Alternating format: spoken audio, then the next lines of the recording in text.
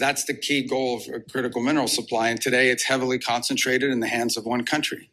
And that lends itself to, at worst case scenario, being used as a tool of leverage in geopolitics, but it also lends itself to any sort of disruptions, like a pandemic or anything that could, political instability or anything that could happen. China has got a stranglehold. They can control anywhere between 85 to 100% of the top 20 critical minerals.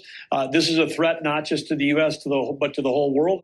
Over 55 countries are attending the summit, with half expressing interest in joining a, quote, preferential trade zone that will establish price floors for critical minerals. Secretary of State Marco Rubio says the goal is to prevent the kind of disruption that comes with a market monopoly, or that monopoly being used as leverage against other countries. This set pricing mechanism would counter the Chinese regime's predatory pricing practices that drove global rare earths miners and processors out of business years ago.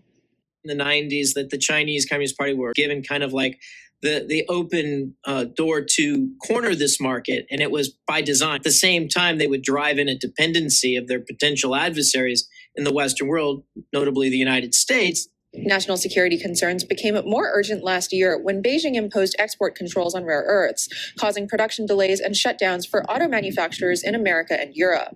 Every single one of us represented in this room has become dependent on arrangements we did not choose. We all face the same vulnerability: access to the things that protect our people and sustain our way of life. Everything from missile defense systems to supply chains that support these industries sometimes can vanish in the blink of an eye without any control or influence from many of the countries in this room.